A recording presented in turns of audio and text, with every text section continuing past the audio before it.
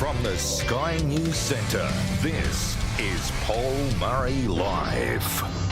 Thank you, Sharry. Thank you, Trevor. Nothing deep fake about them. And imagine the computing power to produce this lump of. Anyway, lovely to see you. Welcome to the program. Glad you're here this Wednesday night. Lots to talk to and a great debate this evening, as always, between Joe Hildebrand and Bronwyn Bishop. Megyn Kelly a little later in the show. The big news today, yes, inflation got better. The lowest it has been in 2 years. But if you believe the media, cost of living crisis is over. There is optimism tonight that Australia is winning the fight against inflation. The welcome plunge in inflation. The inflation figure falls, and so do the chances of another interest rate rise next week. But as always, let's look in the numbers behind the numbers. You see, there are a basket of goods which go into making up the inflation number. Some things, the prices have well and truly gone down. Others are still almost double the overall inflation number, which means the expectations of it getting better and better and better and better and better every month just told your horses. According to the 3 months that was the December quarter, the single biggest factor in inflation in the country was insurance and financial services. Now, this has been one of those issues that's been bubbling along as people try to reinsure their house, car, boat, whatever, is that the insurance premiums you're paying are way higher than they used to be. The average here, apparently, only about 8%. Now, increases in taxation on tobacco, as well as increased taxes on alcohol, mean that it is staying way above the number. And then, small irrelevant details are above the national inflation number, like housing, health, education, or, food and something to drink. But the reason I say that there should be a little caution, and again, we'll always take better over worse, no question, but the idea that it's all over, have a look at the month-by-month numbers, because obviously the December quarter is 3 months, average it out, you get the number that you get. But have a look at the numbers that were there in December alone. Now, remember, this was also a time when $800 million less was spent at the shops and more than 100,000 people lost a full-time job. Now, gas was well and truly above inflation. Now, the overall inflation's got a 4 figure in front of it, so everything above that is things like gas and household fuels, insurance, bread and cereal, that stuff you could avoid to pay. Rent's still way too high. Non-alcoholic beverages way too high. Food, and then again you get into the alcohol, tobacco, and then automotive fuel. Now, that interesting number about automotive fuel is that anyone who watches the prices certainly knows in places like Sydney and Melbourne there's been a big spike, like 20-cent spike in the past couple of days, so we'll obviously see where we are in a month and 2 months' time. But you see that most people believe that with the headline figure starting to go down, that automatically means that there's going to be no rises in interest rates. This seemed to be the overall thumping message that you got from much of the media. And that would be awesome. I hope that there are no further increases in interest rates. But don't forget, the Reserve Bank wants to get inflation somewhere between 2% and 3%. We're currently on our way to 4.5%. But the logic is right now that if the idea was that we were supposed to start feeling the pain, these numbers are starting to show that we are feeling the pain. And there's a reason that we can't have any more interest rate rises, which was, remember the last one, put another 1 million people into a thing called mortgage stress. Well, if there was going to be another interest rate rise to try to get us to the 2 to 3% band, and we are still not at 2 to 3%, well, that would push another 1.6 million people into a scenario where they may not have enough money to pay off their house, they may have to sell their house. And mortgage stress has been a major issue. In fact, in 2023, towards the end of it, more Australians were suffering mortgage stress than any other nation because we take very big loans out to pay very big prices for properties. And because your wages didn't increase by the 13 times that interest rates did, obviously it starts to hurt. But again, pay attention to what the Reserve Bank is thinking here. Every month, be it Philip Lowe or Michelle Bullock, they say where they want inflation to be is between 2 and 3%. If they start to see things are heading in that direction, do they not touch the brake or the accelerator and just naturally let it go? Or do they try to speed up getting to that 2 to 3%, which means they may well hit the brake, and that again is another interest rate rise? I would suggest, just not knowing how these people think, you've got to imagine the pressure will be on them to do nothing in their February meeting, as they did, of course, in their December meeting. But also, there are some people who know the financial world a lot better than me who are saying, OK, great number, no question, no boo-hoo. However, it's not over. In fact, the pain could still be going for a long period of time. In fact, some of the columnists in the Fin are out there saying that people are going to become a little bit irrationally optimistic, and that's good, that you want optimism. I'm not ever going to talk down our economy. I am not going to give credit to a government that sat back and took $1,500 off you when you were hurting and now wants to give you, $15 back. I'm not going to be doing that. But other financial analysts are saying that basically all of the different things that go into cost of living, the pain goes for another 5 years. So while the government hopes that interest rates start to fall in and around the middle of the year, the tax cuts, as small as they are, roll in around the middle of the year, then the opportunity of an election as early as August would all work in their favour. But according to that analyst, not a chance. In fact, another 5 years of where we are right now. I hope they're wrong. But still, the suggestion that it's all roses tonight, not quite. Meantime, as the cost of living situation bites around the country, you live it, we talk about it all the time, unbelievably, we have a scenario where last year the members of the House of Representatives and the Senate, they got their biggest pay rise in 10 years. You didn't get one, but they got their biggest pay rise in 10 years. And then the people who slow play the ball for Conservative governments and then kick the ball further than the politicians can publicly say, but they move anyway in the public service, well, guess what? Public servants got their biggest pay rise in a decade. And now the people who advise the politicians to tell the public servants what to do now want a pay rise bigger than their bosses and bigger than the people inside the public service. They demand 20%. Talk about these people who advise the politicians about the Canberra bubble within the bubble within the bubble. But according to the article that is associated here, let's read here, where the Albanese government staffers are now demanding a 20% pay rise over 3 years, according to the cost of living situation, on top of the 9% pay rise they want this year, followed by subsequent pay rises of 6% and 5%. The Community and Public Sector Union says they need this because of the unreasonable working hours that the staffers do. They also talk about stories of the culture in parliamentary workplaces has acted as a catalyst for change. Well, I noticed the only thing that seemed to suggest there should be a catalyst for change here was, of course, the legal action between the former future Prime Minister of Australia, Monique Ryan, remember, and one of her staffers. That, of course, was all about how many hours she was working. But something that should also be being discussed about the change of culture in Canberra is a story which popped up a couple of years ago and then, funnily enough, silence the second that it was printed. Nobody wanted to talk about it because it's only the Liberal Party that has a problem with women who work for the government. And isn't it amazing that all of the stories, and now that these people are in government, nobody goes back and double checks about what has happened to the more than 50 women who came forward talking about the behaviour of Labor Party MPs, former shadow ministers, potentially current ministers, I don't know. Is this stuff that's deep and dark in the past, or is it stuff that was all brought to the surface when the people that are in government were in opposition?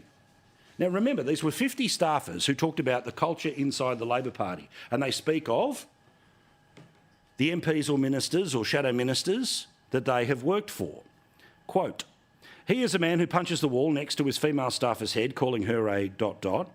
She passes the news, when he passes news on that he doesn't want to hear.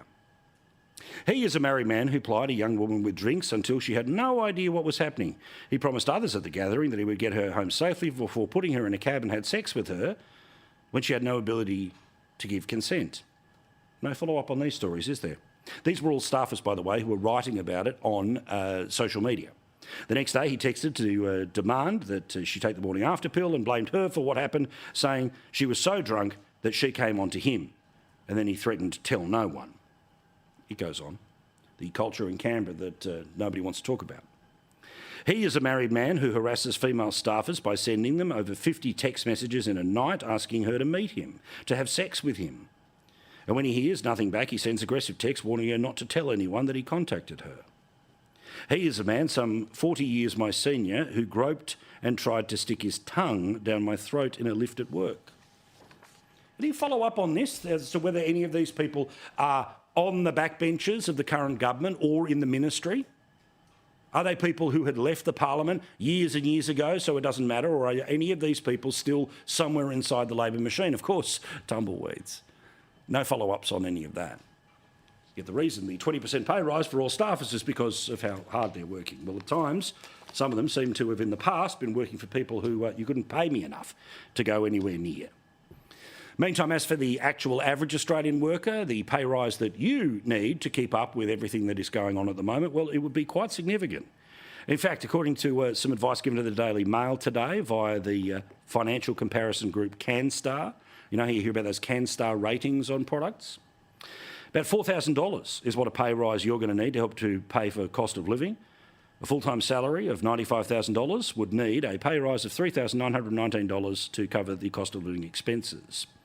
Which is why I stand by what I've said for more than a week now. $15 a week, $22 a week, $32 a week or $41 a week does not and will not touch the sides. Now, there's been a story that's been going on for the past few days, and I kind of considered it to be a story that was really only making a lot of news in one part of the country, but it is now starting to spread around. And it's all to do with the Animal Justice MP out of Victoria. Now, the Animal Justice MP was annoyed that the Victorian government is seemingly sticking with duck hunting. I've got to say, while I have no opinion on duck hunting, it is quite bizarre that the super woke that ban everything in Victoria are actually still fine with the killing of ducks, but go on as it does. Maybe that's because they need shooters and fishers votes in the upper house, but of course the reality is that they actually need the Animal Justice vote. You see, the Animal Justice vote, along with the cannabis MPs and the Greens, delivers in the upper house of Victoria a pretty steady flow of votes to make sure that whatever ideas the Victorian government have, it ends up becoming law. Now, the MP put the tweet out on Monday having a go at the decision that was made by the Victorian government. She did not do a press conference, but people were trying to put her picture onto social media news stories, onto online stories, and of course onto the television. Now, this was a photo which was apparently taken by a newspaper in Ballarat. But then when the same photo went through the computer at Channel 9, how do I say this politely? She got bustier, and then apparently she was wearing a midriff. Now, this has become quite the story for a few different reasons. The most obvious is the sort of sexualisation here, where clearly why would you add the midriff and why would you change someone's physical attributes? Channel 9 ultimately apologised, saying that all of it was, a computer malfunction, a problem with AI, and because they were cropping the image that had come from a newspaper to fit on that thing behind the newsreader. Well, according to the boss of Channel 9 in Melbourne, our graphics department sourced an online image of Georgie to use in our story on duck hunting. As common practice, the image was resized to fit our specs. So that's when you stretch an image or you pull it down to size, like cropping you might do with your photos. During that process, the automation by Photoshop created an image that was not consistent with the original. Now, just think about this with family functions, okay? You take a photo of all the family sitting around at Christmas lunch or a birthday. Okay, you decide to crop the photo down to maybe cut out the undesirable ex-boyfriend or the person you don't particularly want on your wall. Would that automatically give you a midriff? No. If you stretched it out a little more so that you were able to focus on just one or two people in the photo, would that enhance your bust? Well, obviously not. So for some reason, someone somewhere at Channel 9 decided to, for want of a better term, source up the image. And that, in fact, is the claim which has now been made by the software company that Channel 9 uses to create the images that go behind the newsreader. Because very obviously, cropping a photo so it fits on the television doesn't automatically include a midriff and a change to your chest. So in the Australian today, despite Nine's explanation, a spokeswoman for Adobe, they're the people who own the Photoshop software, told the Australian that the changes to the images could only have been done through human intervention Direct quote. Adobe is committed to ensuring our technology is developed responsibly and respects our customers and communities. Changes to this specific image would have required human intervention and approval. Now, as I say, the TV station has apologised. The MP has apparently accepted the apology. But does anyone honestly believe that somebody didn't fiddle with the image?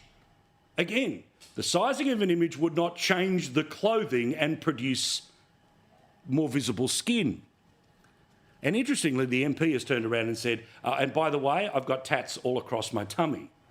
So again, there was this weird little moment. And yes, you can't help but say that it's a way of sort of sexualising this particular individual. But what does it say about the images that we see on television? Now, I'm not going to make the giant leap between whatever the hell this is and whether you should trust certain television news or not.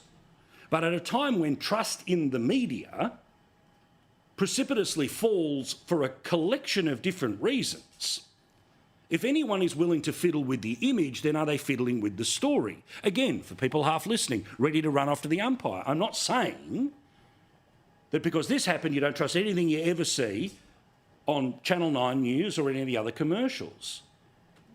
But it is interesting. And it would obviously be in everyone's interest for somebody to own up that they did it.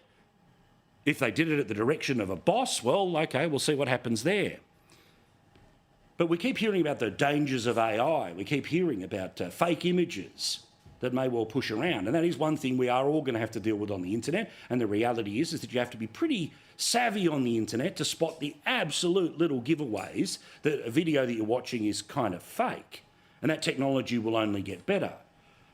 But we can save ourselves all of the trouble when you don't need to fake the images that you see on the telly. Send all complaints to Media Watch, who I'm sure are already watching. Now, Chris Bowen, old Casanova Bowen, as our mate Ray Hadley would say. Why? Because Casanova would always do the same thing to a situation. And this, of course, is all about renewables, the amount of renewables that need to be built for Australia to transition from the energy system that was cheap and worked to the one that apparently will be cheap but doesn't quite work yet, but still is incredibly expensive, about $1 trillion, to build and put new wires in. Now, of course, none of this goes into teal electorates. There's not going to be wind farms on North and South Head in Sydney Harbour. No plans for the local dog park in inner city Melbourne to be turned into a solar farm. No, that's all for regional areas. And regional areas are being changed dramatically as a result of the decisions which are being made in Canberra and being offloaded by state governments onto people who traditionally don't vote Labor and therefore will continue to be punished. Which is why locals, no matter where you look on the map in almost every state in the country, are complaining about these renewable developments. Some courts are backing them in, but most of the time the locals get squashed by the process. We told you last night about the number of farmers that now need more mental health support as a result of what is happening in and around their land. Well, Chris Bowen, of course, doesn't care because these people don't vote Labor. They're not a constituency that he needs to care about, which means he'll just roll over the top of them. And we learned today that another roadmap for where all of these new transmission lines, wind turbines and solar panels need to go has been again updated.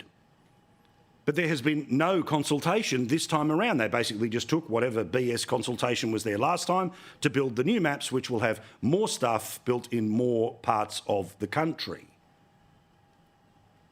This, of course, is the open and transparent and more honest government than you've ever seen in Australian history. Meantime, we know that the government wants you to buy an electric vehicle the next time you think about buying a car, be it a Tesla truck or be it just a little thing to buzz around the city. Well, we learned today via the far right-wing news source, The Guardian, that there are weaker than expected EV sales. And that says that Australia's biggest lithium miner is now cutting production. You see, in fact, last year there were only 87,000 electric vehicles that were sold in Australia. This number will climb each year, but there hasn't been the giant surge that you see. In fact, many of the stories that you read about increases in EV sales or new records for EV sales, it's because there's a very short history of them being sold and it only goes up by 2, 3, 5, 10%. But 10% of 4/5 of bugger all is 87,000. Instead, when it comes to Australians either trying to be slightly more environmentally conscious or trying to stretch their petrol dollar further, people are buying hybrids. Now, again, this is a story that came in over summer, most people paying attention to something else. I want to keep talking about this because if you're somebody who's not really into the idea of spending all that time charging the electric vehicle, or you want to go on the long distances and you don't want to bother with the whole delays on charging, you might eventually get to an electric vehicle. I may well be a petrol-headed bogan, but I get it about the potential better mousetrap that is there with an electric vehicle. I'm not anti-EV. But I'm not going to pretend that the technology exists that you can charge your battery in the same time it takes to fill your car, and it'll go as far as your current car that's full of petrol. When it does, then we'll all think about buying them. But despite the fact that more people bought hybrid vehicles last year, the government has introduced a new tax on hybrid vehicles because they want you not to buy a hybrid vehicle. They want you to go straight to the electric vehicles. According to, again, far right-wing newspaper, the Sydney Morning Herald, a new tax will add up to thousands of dollars on the cost of hybrid vehicles as the federal government tightens pollution controls to boost electric vehicle sales, with the Albanese government driving a rift, my apologies, I should have my glasses, in the car industry. The luxury car tax applies to hybrid vehicles, petrol and diesel cars that retail for more than $76,000, and any dollar above is charged 33 cents in the dollar. So something like this vehicle, which is the Mazda CX-60 hybrid, say that 3 times. Well, it currently retails for $85,500. If you ended up in a scenario where 33% above that number would end up being added to the tax, the total increase would be another $3,000 on top of the overall cost of the vehicle. So Australians are making their choices, and the choice at the moment is hybrid. But they're going to tax you for making that choice until you make the choice they want you to. Oh, but it's a free market economy, please. Meantime, the clean-up continues in Queensland, southeast Queensland, and a little further up into Townsville. Been bashed about when it comes to the tropical cyclones, an awful lot of rain. Good on the local mayor in Townsville, by the way, Jenny Halou, saying if you can, get off your backside and come up and help them in the next couple of weeks, maybe this weekend, be part of a human army to move a bunch of garbage around and make sure the city is sparkling back at its best, because, again, what happens after natural disasters is people turn around and just think the whole joint's ruined, is for months and months, so they don't book holidays. Places like Townsville need people to book their holidays. Well, we learned today via the Bureau, the BOM, that there is a chance of another serious tropical cyclone. This one will make its way into basically the same part of Queensland. Most of it will be affected more so by the rain. That expected to kick in by next week. Meantime, Rip Curl, the famous Australian surfwear brand, is in just a teeny bit of trouble because they decided to put their money behind a trans surfer. Now, of course, when it comes to surfing, it, like every other sport, is going through this scenario of whether certain physical attributes that you were born with versus what you identify with, whether they affect your ability to be a better surfer. Well, the response to Rip Curl backing in this particular surfer, and other professional surfers have turned around and said, no, not interested here, well, has got people literally setting fire to their Rip Curl wetsuits. Go woke, go broke. You, Rip Curl. I'm in Bali. These are the shoes I use for diving. I've just heard about Rip Curl. You, Rip Curl. Now, I do love that it's a clever little saying that people have come up with, and whether it's a hashtag or not. But people are revolting in this scenario, as people did in the United States when it came to that Bud Light situation. Not because people are anti-trans, but because, very obviously, there should be different categories as opposed to people who were born one way being able to take some physical attributes into the competition with women, a subject that our dear friend Megyn Kelly will talk about tonight on the show. I am so proud of my Aussie friends. God bless you. Good for you. You did it. You fought and you won. You made this company bend on its knee, and that's what you needed to do, and you did it. I'm so proud of you. Now we got to work on Canada.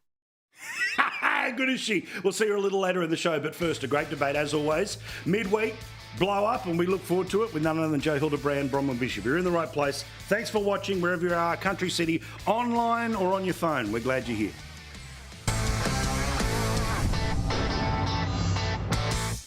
Now, we all know that Albo lied when it came to tax. You can say he has changed the position, but yeah, he lied, right? Okay, pretty obvious. How many times we're not going to change, and then of course they ended up changing. That ultimately now puts them into a position where they will say with absolute certainty, we're going to do this, but you know there's a chance they're going to do that after the election. Perfect example. Are they going to bring back all of the stuff Bill Shorten took to the 2019 election? Ask Chalmers.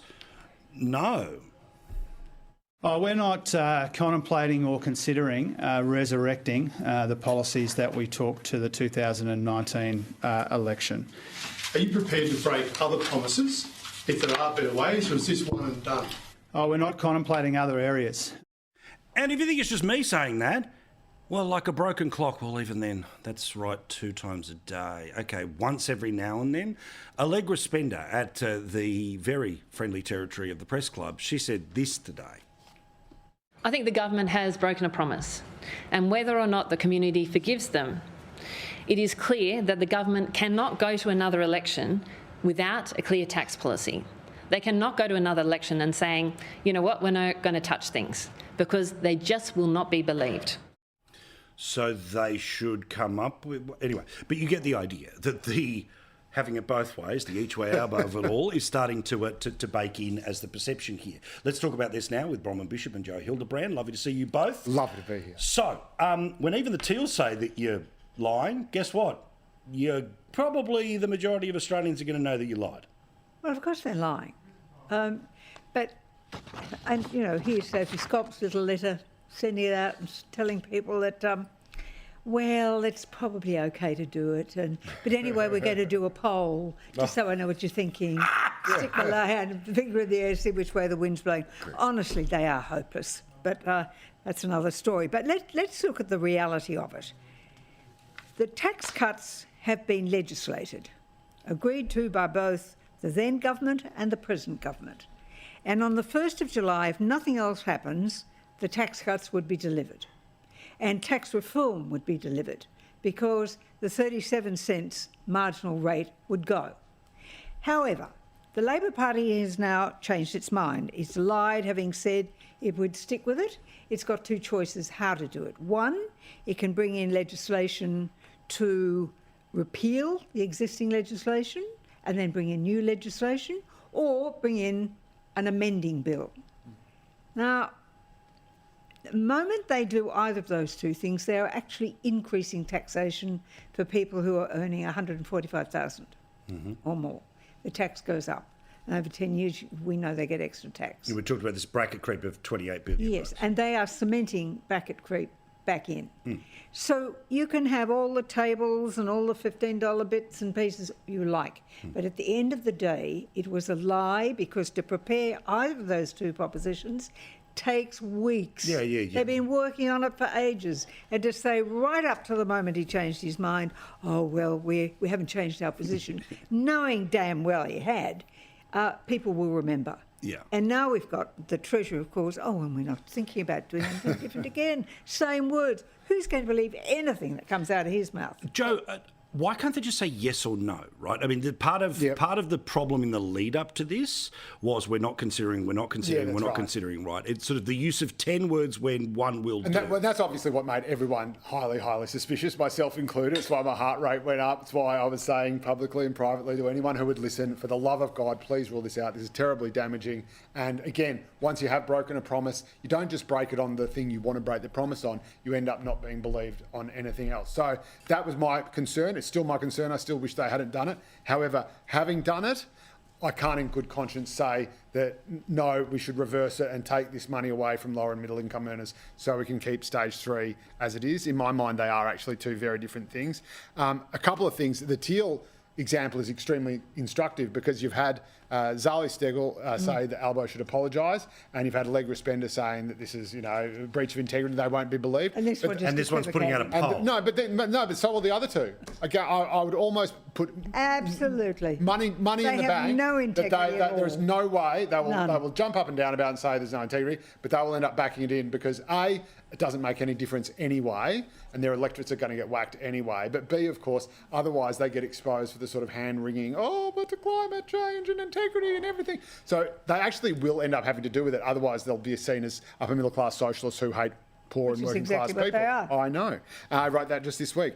But again, yes, people will not be getting as much as they otherwise would be under stage 3 from July 1, but there is not a single person in Australia who is going to be paying more tax as of July 1 than there is now. And every single one of them will be paying less tax.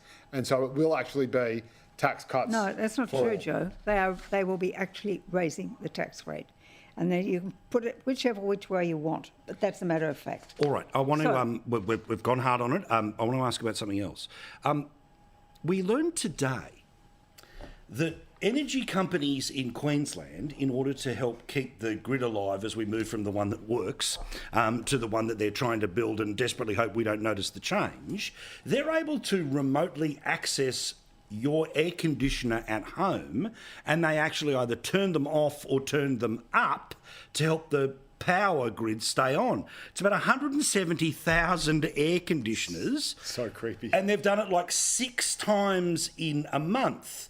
Now, all of this goes back to smart meters, and the smart meter conversation's been going for a very long period of time. But it is creepy, Joe, because... It is so creepy. This genuinely freaks me out. What are they going to do next? Like, come into my mobile phone and look at my porn? Yeah. Well, perhaps they'll turn around and they'll go, at 8 o'clock Eastern summertime, you probably don't need to watch television for that hour, or at 9 o'clock when daylight savings over. Intercept your signal and turn it to ABC so you can watch a bit of Opera Australia, get more educated, instead of V8 supercars. Don't worry, we know what's... This is terrible. Well, but it's also this thing where it is unclear about who knew what and whether the installers knew, but whether the customers know. But that's weird if someone somewhere else is fiddling with your air conditioner. I have been telling you for I don't know how long that this is the plan, that actually turning off your appliances is built into the system.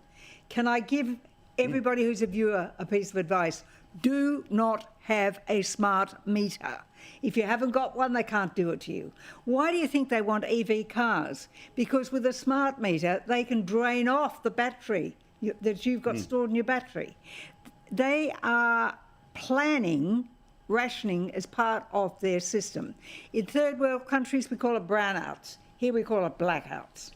And it is just so dishonest the way they're doing it. And so much of this stuff is to guarantee profits to these companies that are supplying retail electricity. Never mind about the price of wholesale electricity. It's retail costs that matter. And they're looking for a new default position so it'll go up again. Well, so we're in this scenario where, all the conversation, and I noticed just the distraction on supermarkets has somewhat died down, hasn't it? Is that war still on, or are we just moving on to something until we find the war that works? But again, the huge profits of these companies, but this sort of technology, again, it just should be very clear what the expectation is of this, which is why you can choose to be part of the scheme or not. But is there not also a health implication here? I mean, obviously for older people, being able to stay cool is incredibly important. But and I don't want to shove him into the debate. I mean, and again, I don't know if I'm being ridiculous here, but like my best mate's a quadriplegic. His body can't regulate its own temperature, so what temperature you would hope temperature it is, right? Matters. It's literally a matter of life and death. If he gets above, say, 28 100%. Degrees, that is a big problem for him. He was just telling me yesterday, hit 28 degrees in Melbourne, and that really screwed him round. Now, of course, you'd say, oh, no, don't worry about it. That house would be on a do not call register or whatever. What if he's at an Airbnb? Correct. He's not allowed to go on holidays. He's not allowed to come round to your place. There's so many questions. The idea of someone coming in and this is what socialism is. You never consider the individual. That's capitalism. They're doing it to make more money. He can be sacrificed to the collective, which is to have this nonsensical, determinate wind and solar power when the rest of the world is going nuclear and looking at having some sort of consistently delivery of power. Here, we've got a raving lunatic in charge of... You have to be more specific. That is Mr. Bowen. And honestly and truly, he is a raving lunatic. And furthermore, can I give another tip? Keep your gas, keep your stove, keep your oven, keep your electricity, your hot water system, so at least they can't do it to you. That's why they want to get rid of it, because they can't control that with a smart meter. Yeah, and by the way, before somebody thinks, there's a Sky News making it up, that was from the ABC website today, by the way. It's in the AEMO documentation if you look hard enough. See, well, this is it. This is why you're the details lady. It's all in the Bible, people. It's the Baxter's Bible. Yeah, what happened to the... I need this. Okay. the music concert that was apparently planned for the Domain on ANZAC Day, ludicrous that anyone would say okay to it. Now, let's be very honest. ANZAC Day is a sacrosanct, important day. Afternoons, however, in many suburban pubs ends up being pretty ridiculous, and I think that there's too many people who pretend that we're doing it for the diggers, but really you're on the cans playing two-up. Not in the middle of the city where the march is going on. But I'm saying this is so obviously inappropriate, right? So obviously inappropriate. The Premier of New South Wales comes out today and correctly says, no, not happening, roll the tape.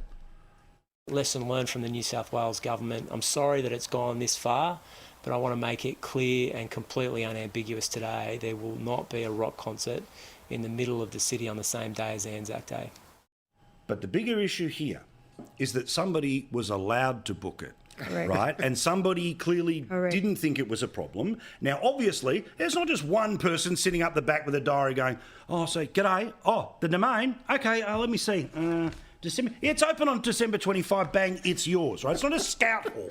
Obviously, there's I can't believe it. The whole diary's clear this whole day. Wow, why is this so busy? Guess we got lucky. But clearly, there's a whole machine that is required to make this decision, and nobody turns around and objects, which gives us yet another insight into the behind the scenes of how government actually works, which is this is how you lose days by stealth. Which is the Premier's not making the choice whether it is or isn't happening until it becomes public. Well, the problem is that we've seen the attacks on Australia Day, and we all knew that ANZAC Day would be next. Correct. We have 4 fundamental days in this country.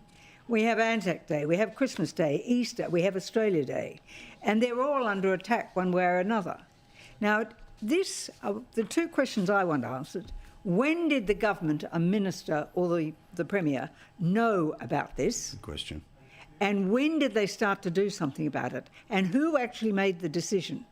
Because bureaucrats don't make those sorts of decisions unless they've got an imprimatur from somewhere. But is the minister deciding which part? I'm sure a minister wouldn't. Well, we'll find out how good Upper House is. Find it. You ask the question. Isn't it amazing though? Like, on Australia Day, Triple J wouldn't even have the hottest 100. Yeah. But on ANZAC Day, which is Alice Cooper can run around and solemn day. And Kim Beazley made the point. This is actually an even more solemn and almost a truer national day than Australia Day. But it was tried to be covered up, and they tried to keep it silent.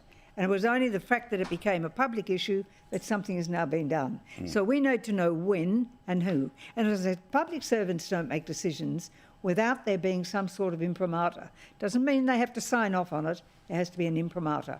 I don't know. It's cock up or that's conspiracy. right. I don't know. I don't think the minister would have said, hey, everyone, just so you know, it's okay to have concerts on ANZAC Day. Joe, you've got a big one in the paper tomorrow, in and around, a little more information about this UN body. I decided to try a bit of journalism again, but a mate of mine who is an international criminal lawyer, he's a former army officer, he's a former legal advisor to New South Wales Police on counter-terrorism measures, and he just happened to drop me a line yesterday. His name's Glenn Colomites.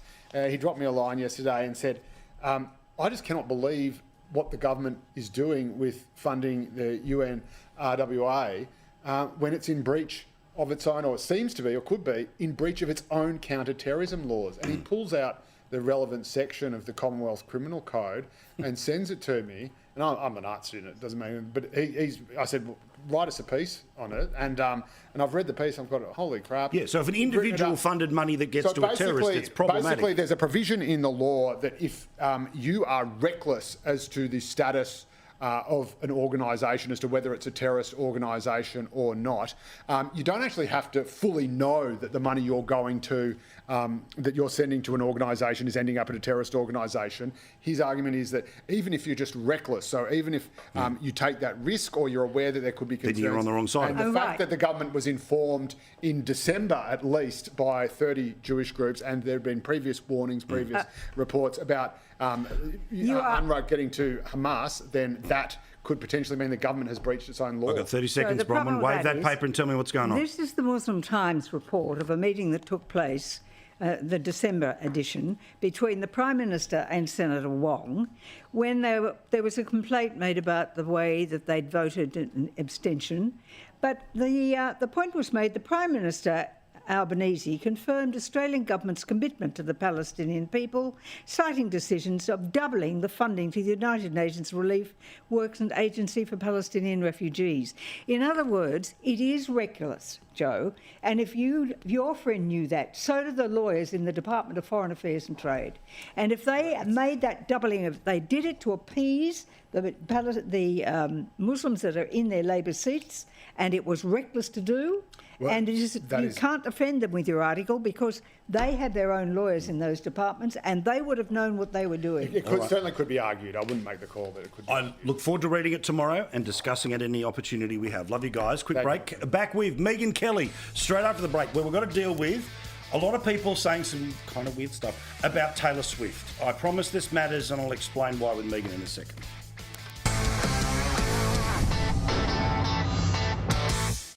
Our favourite person to talk to each and every week is Megyn Kelly, host of The Megyn Kelly Show, Sirius XM in the United States. Find it on YouTube, podcast, all the rest of it. But the lovely lady is always here on Paul Murray Live. Lovely to see you, Megyn. It's great to be here. Now, thank goodness you said something on your show today that I've kind of been itching to talk about, which is the number of people who've got a really nutty opinion about Taylor Swift, that apparently she's a secret agent for the deep state and lefties. And okay, here's the deal. She's very popular. She's getting kind of political, but she's allowed to. What exactly is the PSYOP here that I'm not noticing? I don't know. I think COVID has driven people crazy. Yes. You know, they got suppressed for so long and kept inside for so long that they now see conspiracy theories in every corner. And truly, they don't belong in every corner. Some of the conspiracy theories were very true, like lab leak and the vaccine's not actually a vaccine. But Taylor Swift and Travis Kelce are in a secret agreement with the NFL, the Kansas City Chiefs, I guess the San Francisco 49ers, the refs who are going to referee the Super Bowl game, and the Democrats, including Joe Biden, to forge a fake relationship, make it to the Super Bowl, win the Super Bowl, get down on one knee, announce an engagement, then announce that they're both endorsing Joe Biden. And all of this is going to happen with the cooperation of all those people I just said, and no one's going to leak, and they're going to get away with it, is a little out there. It's a bridge too far, Paul. So no, I don't buy it. I think it's nuts. People need to get it back to reality. Well, but also, again, if she wants to go on her social media feed and say, hey, I think Biden's the best one, or I think Trump's the best one, it's her right to do it. And also this whole thing, why shouldn't again, she? Correct, right? But it's like again, the team that her boyfriend is with has been in the Super Bowl multiple times over the past few years. The idea that magically, you know, all of this was leading to 2024, it kind of shows a level, from my perspective, of not just desperation, but an absolute uncoolness is probably not a technical term here, but there's something about this where there's sort of a fear of this celebrity that kind of wants nothing to do with them, and it seems really desperate for them to be chasing after the cool chick at school. Honestly, it is desperate. Like, I remember when George Clooney was very, very openly supporting Barack Obama. And okay, I'm sure, you know, some people say, hey, that's cool. George Clooney, he's on our side. Literally every Hollywood celebrity and almost all of the musicians, and now we know all of the athletes, virtually all of them, are Democrats and going to vote Democrat. Like, Republicans don't go to the polls because they have celebrities on their side. And most Democrats are going to go to the polls based on who's in the Oval Office or who's running for the Oval Office, not because Taylor Swift tells them to, or George Clooney for that matter. That stuff doesn't matter. I mean, what does matter is she got 35,000 people to register to vote at one of her concerts. That's helpful. Now, most of those aren't actually going to do it, because if you only registered to vote because Taylor Swift told you to, you're probably not a high propensity voter. But the Democrats have a very, very talented vote registration scheme and get out the vote scheme. So I think they can depend on their own efforts, you know, less than Taylor Swift. They don't really need all that help from her.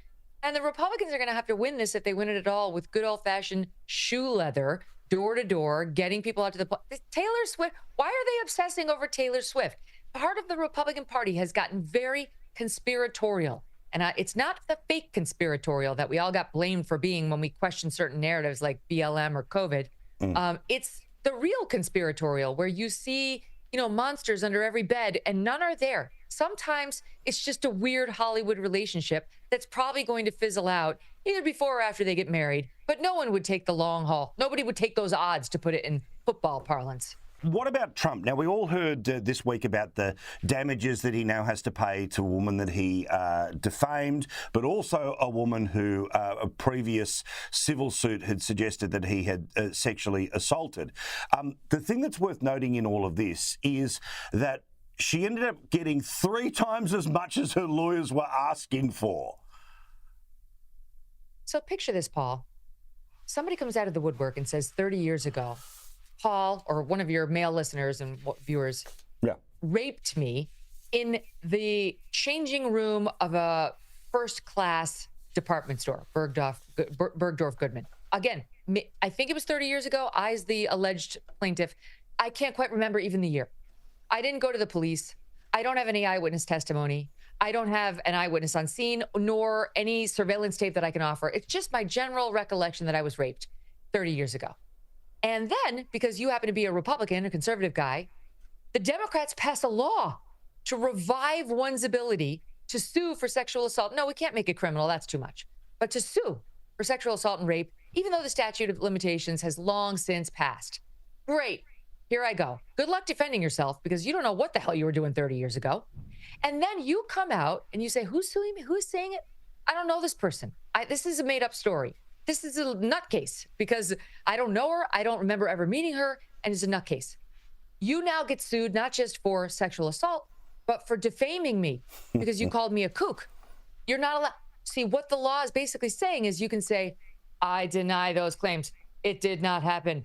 I did not rape anybody. But if you say, this person's a lunatic, she's making this whole story up, that's defamation that could potentially cost you almost $100 million. So that's what just happened to Donald Trump. And his alleged victim is, I've never seen somebody so happy to have allegedly been raped. I had such great ideas for all the good I'm going to do with this money. First thing, Rachel, you and I are going to go shopping. We're going to get completely new wardrobes, new shoes, motorcycle for Crowley, new fishing rod for Robbie. Rachel, what do you want? Penthouse?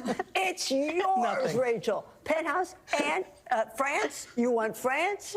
She is giggling on every single show about her alleged rape and how people think rape is sexy, and she didn't really think she was raped. And anyway, they came up with this really good idea to go after Donald Trump because he's a terrible man and he changed the abortion laws, and, we really have to get him.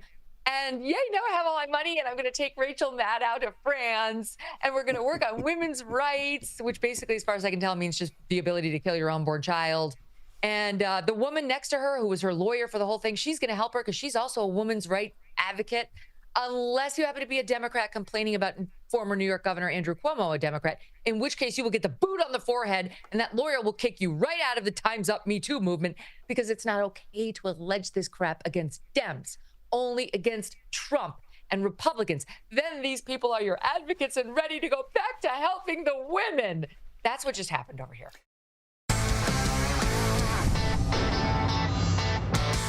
My girls Asher and Zadie go back to school with many others tomorrow. Girls, I'm so proud of you. It was so much fun to hang out over summer. But can you do me a favour? Please stop growing up. They just get so big. Remember when they were news? Now they're doing well at school. See you tomorrow.